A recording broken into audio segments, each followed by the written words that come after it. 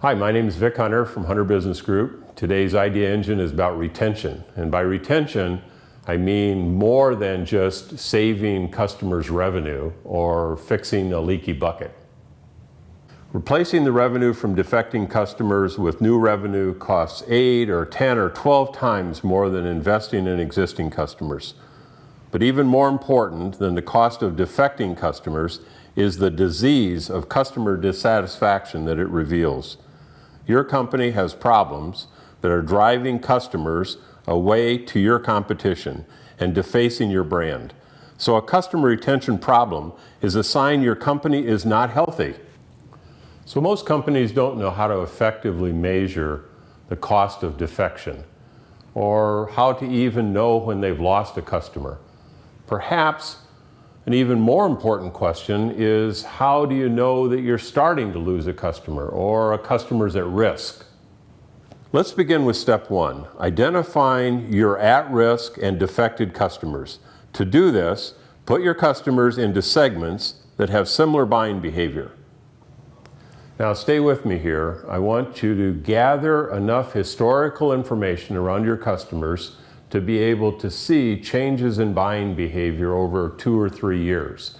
I want you to take the oldest set of customer data and I want you to put it into a ranking from top to bottom with your biggest customers up here and your smallest customers down here.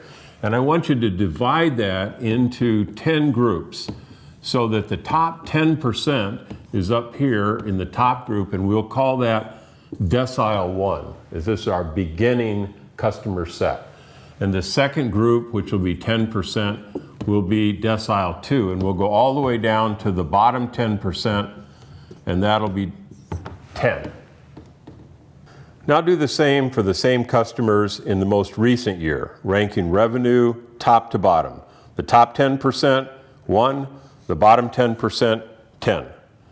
Now look at each customer's beginning rank. By looking at the most recent ranking, you can see that whether the ranking went up, down, or was relatively inactive from year to year. If the ranking went down, say from a 4 to an 8, or a 6 to a 9, or a 2 to a 7, they've lost revenue compared to their peers, and they are at risk. Another way to see these customers at risk is to graph their migration directly. If they are not active in the recent year, they are lost. Step 2, talk with defectors and those at risk. Listen.